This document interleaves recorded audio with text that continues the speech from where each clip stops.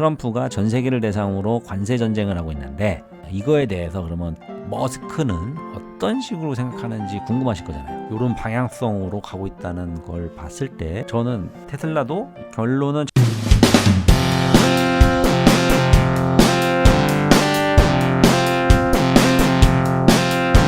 안녕하세요. 조회수에 연연하지 않는다고 계속 얘기하는 옹세무사 일론 머스크 얘기하러 돌아왔습니다.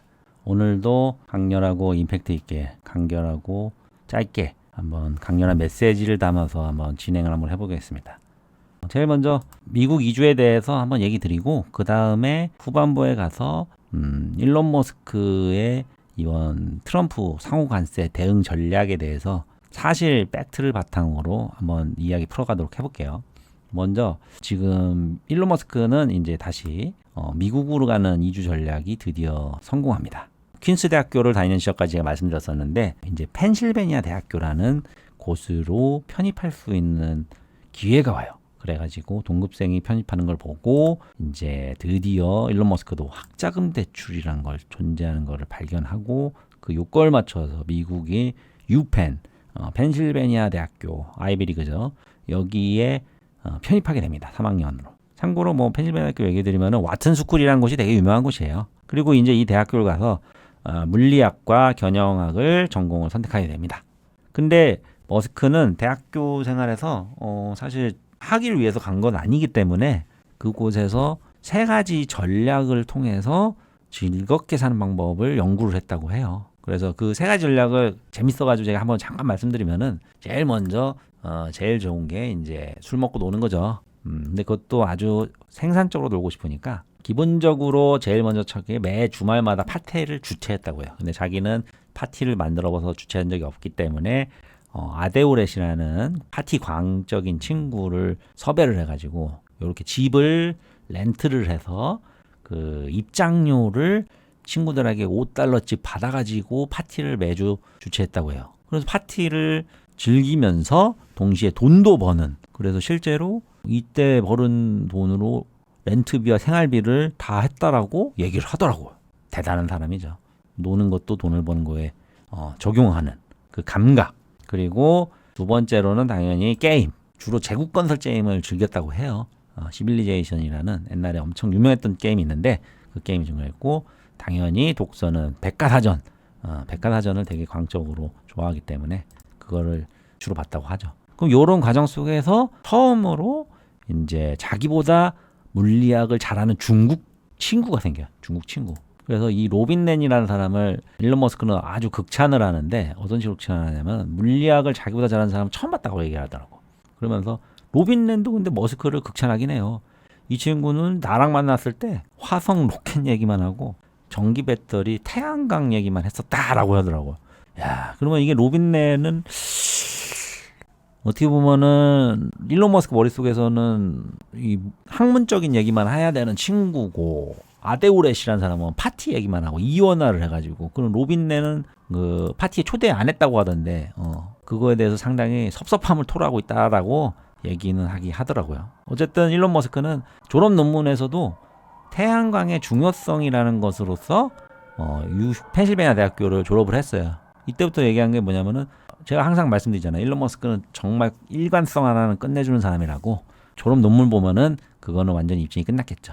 어쨌든 그래서 펜실베니아 대학교 얘기는 여기서 하고 그 다음에 이제 사업을 시작하는 집2라는 사업 시장 얘기가 이제 다음 편에서 제가 말씀드릴 건데 어쨌든 오늘 여기 과거 얘기는 여기에서 이제 현재로 다시 돌아와가지고 이제 주간 테슬라 미국 브리핑이라는 주제로서 한번 제가 테슬라 그리고 트럼프 주가의 향방에 대해서 한번 설명을 한번 드려보겠습니다. 지금 나스닥과 한국 주식이 폭락하고 있는데 그 이유는 누가 얘기하는 게 이 관세 때문이죠. 기본관세와 상호관세 발표.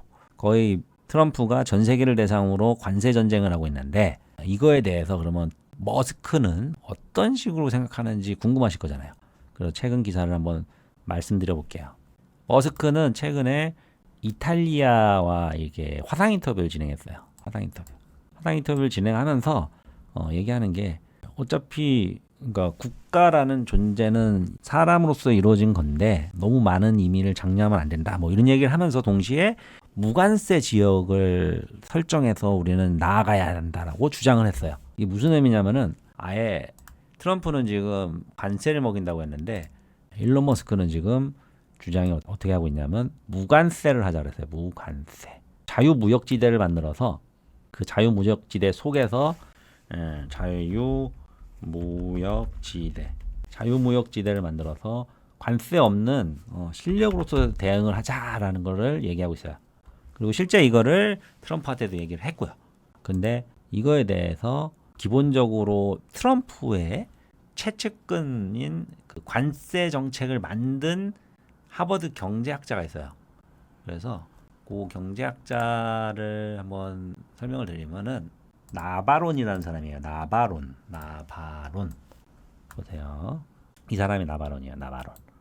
나바론인데 이 나바론이라는 사람이 이 모든 관세 정책의 시작이었어요.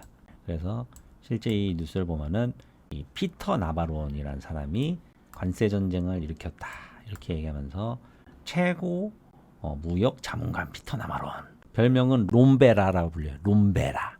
이 사람이 지금 모든 지금 전 세계 경제 관세 전쟁의 원흉이라고 볼 수도 있죠. 그래서 그 원흉을 보면은 일론 머스크는 어떻게 하죠? 욕을 하기 시작하죠. 그래서 어떤 식으로 욕을 했는지 한번 보면은 드디어 일론 머스크가 나바론에 대해서 욕을 하기 시작했습니다. 하버드의 박사학위는 정말 쓸데없다. 자기 생각도 없고 자아도 없으며 뭐 생각도 없다. 뭐 이런 식으로 하버드 교수를 욕하기 시작했어요. 그러면서 드디어 마지막에 왔을 때 요즘 뭐라고까지 하냐면은 이렇게 얘기하죠. 나바론 is truly a moron.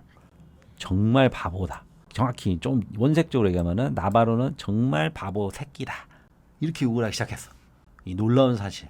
그러면서 나바론한테 바보라고 욕을 하기 시작하니까 이 나바론이 열받아가지고 뉴스에 나와서 일론 머스크를 욕하기 시작했어요. 똑같이.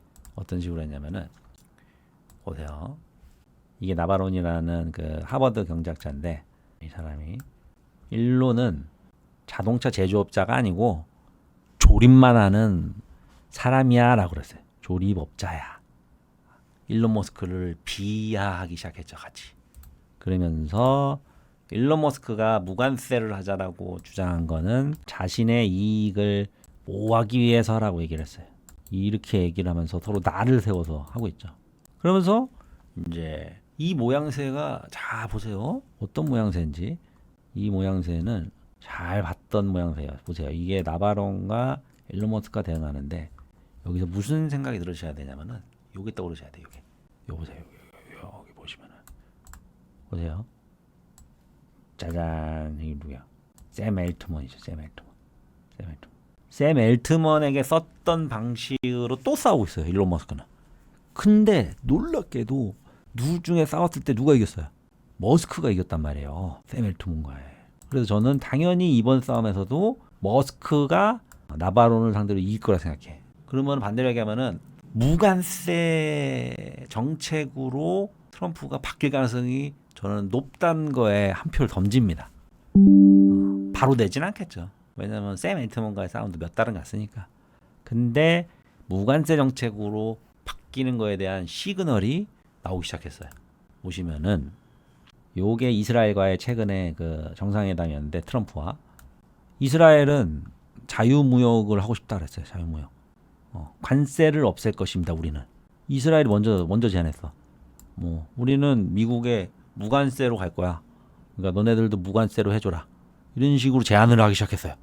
근데 놀라운 사실은 일본과 대만도 무관세로 하고 싶다라고 트럼프한테 제안했다고 합니다. 야, 이 다음 단계로는 놀라운 사실이 이런 뉴스가 곧 나오지 않을까? 이런 생각도 들 정도예요. 물론 이거는 지금 사실 아닙니다. 그래서 향후 방향으로 봤을 때는 관세 전쟁의 끝은 무관세로 가지 않냐. 지금 방향성이 이렇게 바뀌고 가고 있어요.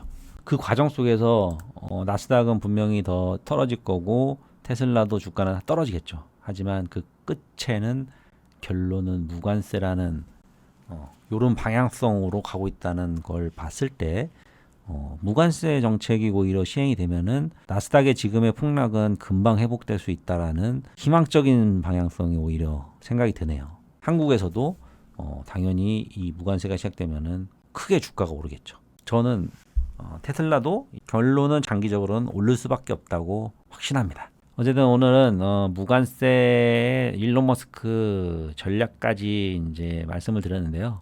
다음 시간에는 좀 더 흥미롭고 더 여러분들에게 도움이 될 수 있는 내용을 가지고 돌아오도록 하겠습니다. 들어주셔서 감사합니다.